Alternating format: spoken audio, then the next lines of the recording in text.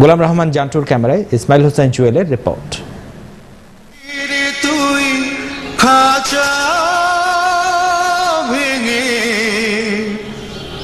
আমার কাছে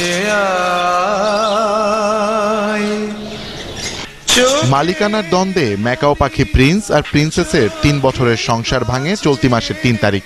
তারপর থেকে প্রিন্সের বাস বাড়িধারায় আর বিরহকাতর প্রিন্সেস থাকছে হাতিরপুলে। প্রিন্সের জন্য এরই মধ্যে থাইল্যান্ড থেকে নতুন রাজকুমারী আনার ঘোষণা দিয়েছেন তার মালিক ইকরাম সেলিম।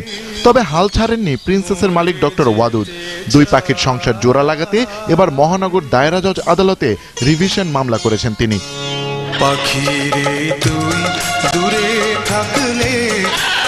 প্রিন্স প্রিন্সেসের সংসার নিয়ে আইনি লড়াইয়ে মাঠে যারা, সেই আইনজীবীদের কাছেও পাখি নিয়ে মামলার বিষয়টি নতুন। তবে হাল ছাড়তে নারাজ তারাও। আমাদের প্রকৃত অধিকার না পাই আমাদের পাখির, আইনে লড়াই করার জন্য আমরা আন্তর্জাতিক আদালতে যাব। তো আন্তর্জাতিক আদালতে যাওয়ার তো কোনো দরকার নেই, এই দেশেই তার বিচারেরই হয়। আইনের মারপ্যাচের বাইরে গিয়ে পাখির সংসার টেকাতে সমঝোতার দায়িত্ব পড়েছে পাবলিক প্রসিকিউটরের উপর। তিনি বলছেন পরবর্তী শুনানিতে ২ পক্ষকে নিয়েই বসবেন তিনি।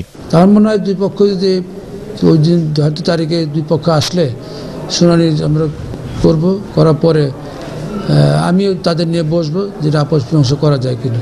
যে আপস মীমাংসা হয়তো ভালোই হবে এবং এক পক্ষকে স্যাক্রিফাইস করতে হবে। প্রিন্স আর প্রিন্সেসকে নিয়ে আইনি লড়াই শেষ পর্যন্ত কোথায় গিয়ে থামে সেটা দেখার জন্য অপেক্ষা করতে হচ্ছে ফেব্রুয়ারির ৫ তারিখ পর্যন্ত।